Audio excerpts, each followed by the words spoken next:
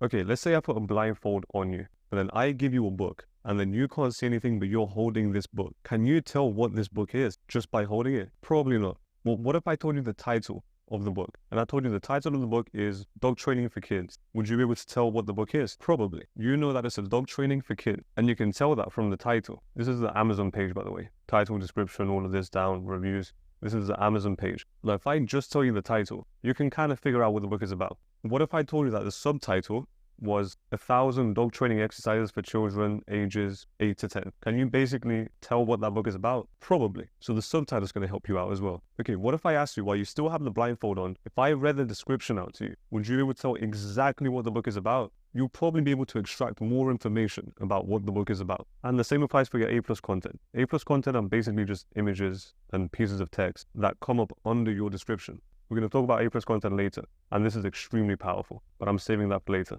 But for now, if you read the title, subtitle, and the description, you can basically have a very good idea of what your book is about. That's exactly how Amazon determines what your book is about, but not just what your book is about, but also who it's for. Because if Amazon knows what your book is about, they know where to show your book, and if they know who your book is about, they know who to show it in front of. Now, Amazon knows their customers. They know if their customer is male or female. They've got an algorithm that tracks what they buy. So they know their age, how much they're spending. They know if they're male or female. They know their buying patterns. They know a lot about them. And if it matches with who you're telling Amazon your book was to show up in front of, then they know who to show it to.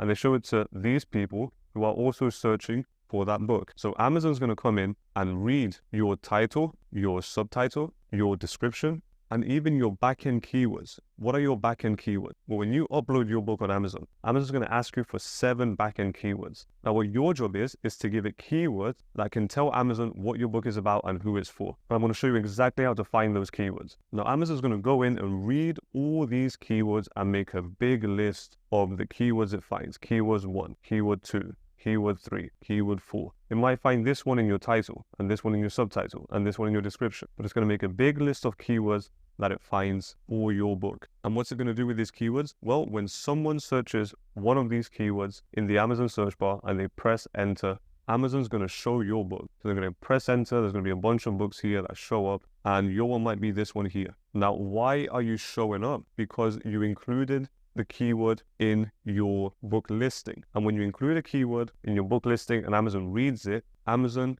indexes your book. Now, what does indexing mean? It literally just means that your book can show up for a keyword. Can your book show up for a keyword that Amazon hasn't indexed for your book? No, Amazon can't show your book for a keyword that isn't indexed in your book. Why? Because it hasn't read the information that it needs to show your book for that keyword. Now, this scares a lot of people, so they try and stuff as many keywords as they can, but that's because they don't understand how the algorithm works. We're going to talk about the algorithm in a later video.